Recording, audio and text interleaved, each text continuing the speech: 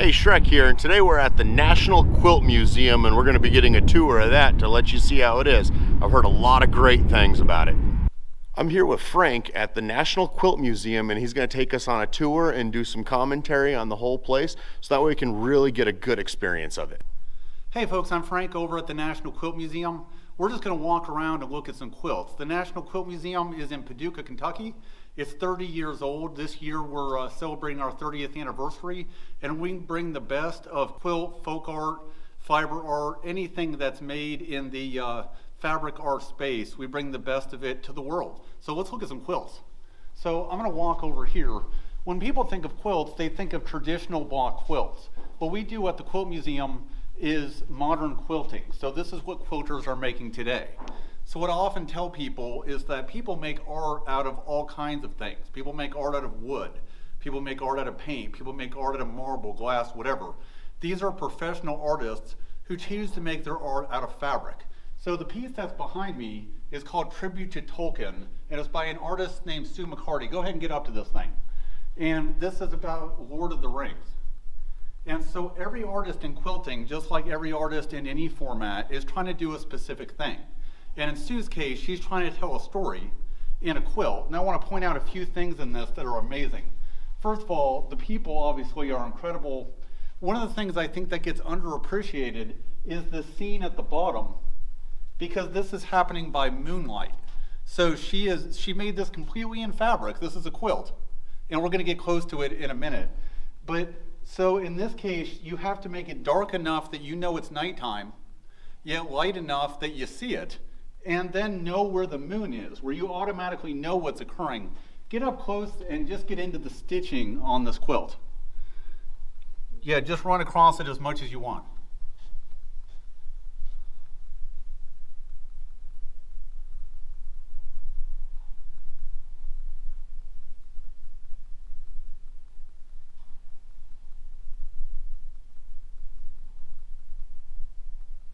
So let's just keep on going. And you're going to see things here of all styles. So you know how in all other forms of art, people make things that, let's talk about music for a second. You obviously hear songs that sound like songs that have been remade for decades. And then you hear songs that you've never heard before. Well, the same is true in fabric. Some people make quilts that don't look like anything that's ever made before. And some folks make things that are a play on common blocks. And you're going to see everything here. To these folks, this is just a blank canvas. We walked into an exhibit called Inspired Endangered Species. This is a traveling exhibit. Let's get up to some of these quilts. One of the hardest things to do in any form of art, especially in quilting, is to have animals and humans that emote where you feel them. So let's get close to some of these animals. Yeah, go ahead and go along. And you'll see where people have made this. These are completely fabric. It's all stitched together. See, like get up close, you'll see all this stitching. Just run across that. In this exhibit, we change our exhibits all the time. So every time someone comes, they're going to get an entirely different experience. In 2021, we have 18 exhibits scheduled. So this is one of the ones that's up right now. And we talked about how in any form of art it is so difficult to create animals that feel lifelike, where you feel their presence. Let's get close to this otter. Come up to his eyes and everything.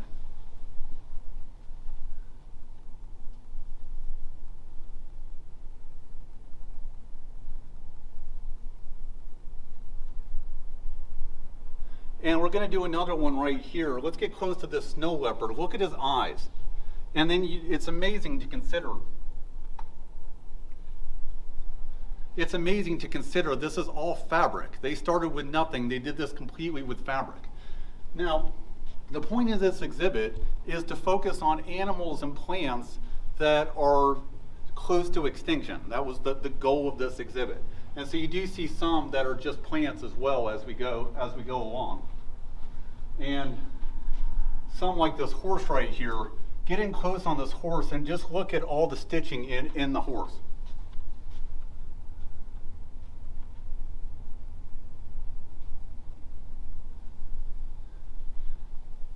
And we're going to go back into the main gallery later, but I'm going to point out just a few folks here. He's going to run through this entire thing where some people cover fish. Some people talk about insects. Sometimes we don't think about that. We don't think of an insect can become extinct.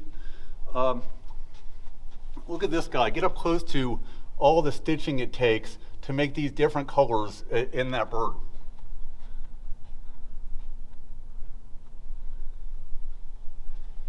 And then some folks really point out, check out these zebras.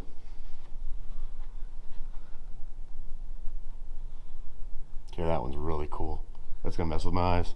Yeah, that's fantastic. First of all, you feel the zebras because of their eyes, but then of course the effect, and you got to consider this is all fabric. So that's a white piece, then a black piece, then a white piece over and over again, sewn together. So I love this guy's eyes too.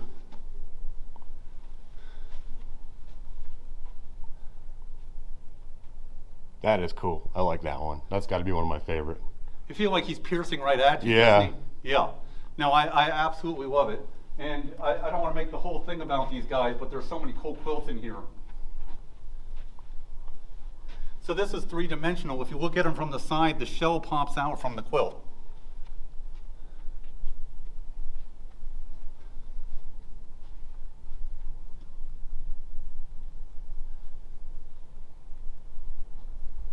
Yeah. Come up on this guy here. Just come up on his eyes.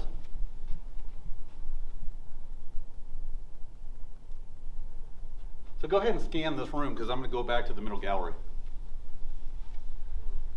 Again, this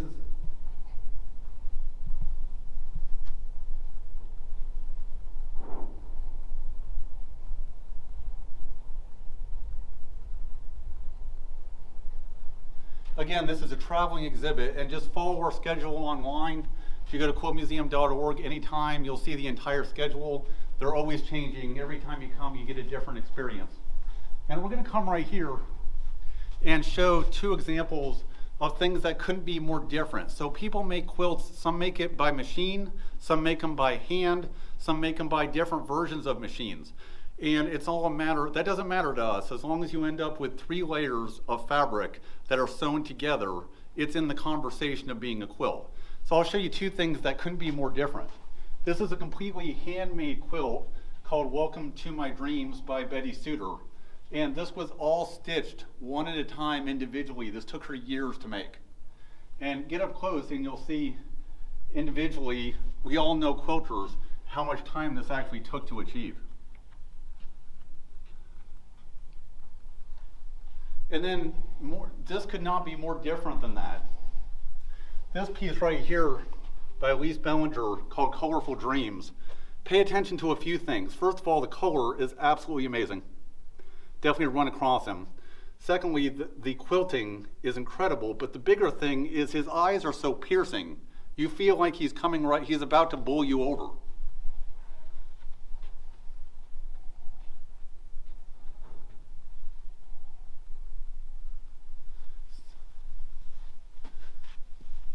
Let's see, this piece right here by Annette Kennedy is Mountain Chapel.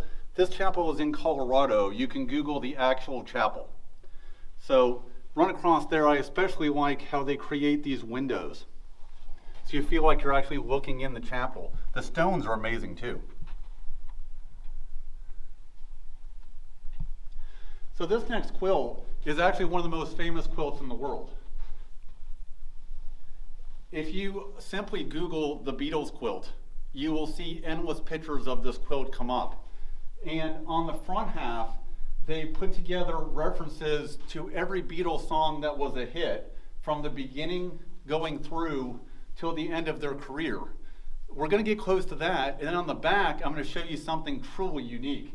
So spend a little time with this. This has become a very well-known quilt. It's about 25 years old now.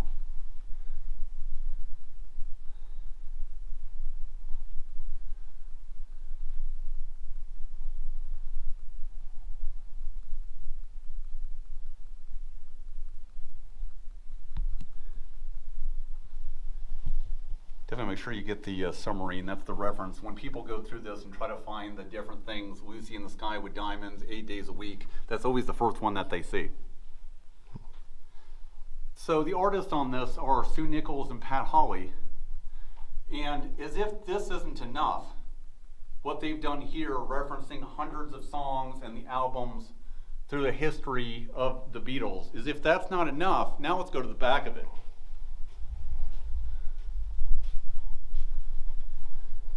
On the back of it, they wrote the words of every single Beatles song.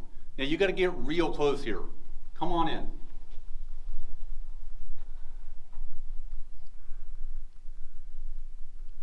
Are you able to pick it up? Oh yeah. Oh my gosh. The entire back is that. I'll say it again. That's right. Yeah, the entire back is all of those words in that little bitty font, as if it wasn't enough what they did on the front. It's absolutely an amazing piece.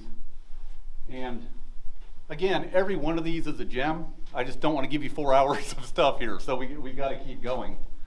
By the way, it is very difficult. I'm going to stop at thank you, gratitude. It's very difficult to create quilts that are perfectly balanced like this, where because the thing about any form of art is that if something is off, your eye goes there immediately.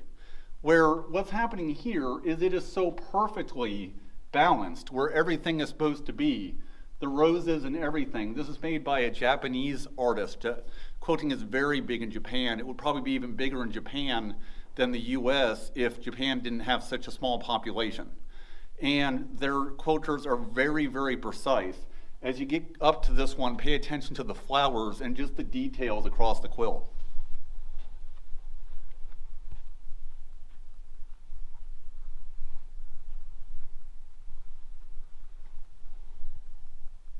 And that is a hand quilt. She made that one too, just one piece at a time. So we're going to keep going to, let's just keep going this way. So we were just talking off camera about how the biggest thing that these artists deal with is people's perceptions of what's possible in quilting. And so I absolutely think that these are phenomenal artists who create work that is at the same level as artists who work in any other medium. I think it's absolutely amazing, and I've been telling people for years, I've been here for 10 years, that if you come in the gallery and you see it, you'll fall in love with it, and you'll respect how amazing these artists are. The hurdle we have to overcome has to do with perception, which is that when people think of quilts, they think of a quilt they had on their bed and what have you, and those quilts are great. But it's like this. If I say I'm going to the Chicago Museum of Art, you're going to think about Da Vinci and Monet and water lilies and stuff that represents the top 1% of what people are making in paint and sculpture. Well, what we represent is the top 1% of what people are making in quilt and fiber art.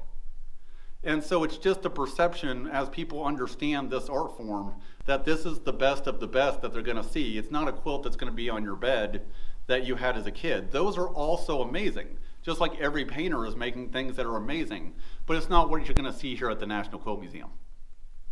This is a piece by an artist named Pat Durbin called Forest Walk, where all of her work, earlier I talked about how just like in all other forms of art, each artist is trying to express themselves in a specific way. Pat Durbin is famous for creating these forest pictures, if you will. Everything's about nature, and they're so lifelike. And obviously these are quilts. In this one, you feel like you could just walk right through this path like it really exists. And this is obviously in California. If you get close to this, it is just an amazing amount of stitching that makes this occur.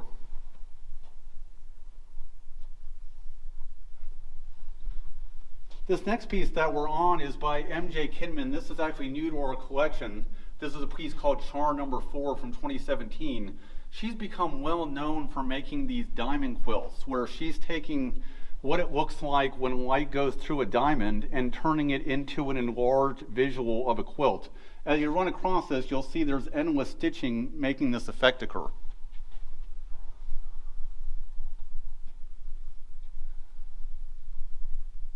So I want to show you, now that we've looked at big quilts, we're going to look at some really small quilts.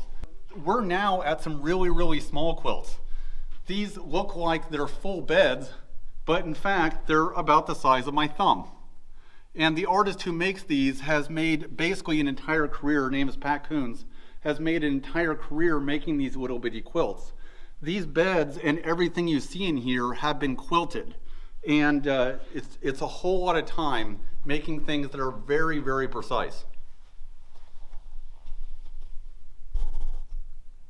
So we've done a whole lot of looking at full-size quilts, but people make quilts in all sizes and shapes. People make three-dimensional, and people make quilt miniatures. So we're going to walk through a section of the gallery that's always here. Anytime you come, this will be here. And these are all miniature quilts. All of these quilts are, most of them are less than a foot, but at most they're just a couple feet. And people make miniature quilts that are handmade. Some make quilts that are machine made. At the end of the day, what's consistent is they're all really small. They're working in a really small space.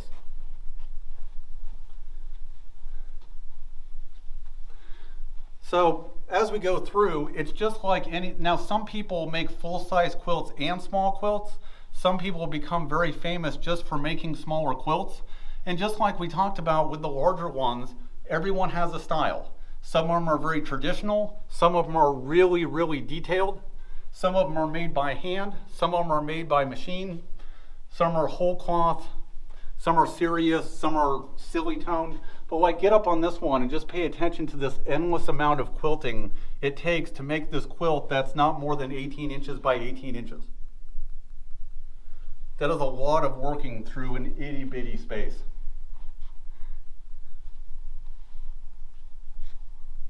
As we go on, you'll see in these ones, every one of these line color changes is a different piece of fabric. So 1, 2, 3, and then it changes to that blue, it changes to that darker tan color. These are all different pieces of fabric put together to create that effect. Same with this one. If you get close to that, that's all different pieces of fabric to make that occur. And it's very difficult to work in one color like this, because when you're in one color, it's all about the design, where you can't change the color to change where the eye goes. I love the color effects in this one on the black background. Yeah, that one messes with my eyes. Yeah. Same with this one. If you get close, because of all these color changes in it, it like messes with your eyes. One of the most interesting things at the National Quilt Museum is the quilt over here. You're not going to believe this. This is going to trick your eyes. This is made by an artist named Fraser Smith, and it's 100% wood. This is a block of wood that you're looking at, where he started with a bigger block of wood and then carved it into the shape and then painted it. You will not believe it. We've literally had people come who never understand that this is a block of wood. But this was started as a bigger block, and this woodworkman carved it and painted it, and it's one of the things you'll get to see anytime you come to the National Quilt Museum. We are way back in the, as far back in the hidden areas of the National Quilt Museum as you can be.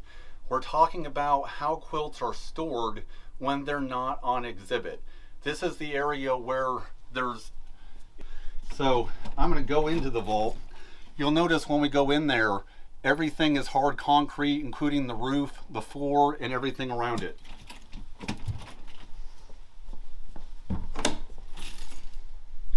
So when quilts are stored, they're stored in acid-free boxes in acid-free paper. And most of the time, they're either rolled like this, or they're put in boxes in a way to where they won't crease, where they're folded real loosely with acid-free paper. Much like a library or a collection at any other museum, you'll see that each one is tracked by picture of the quilt, an ascension number, name of the quilt, and the artist. So we know where every single quilt is every second of every day.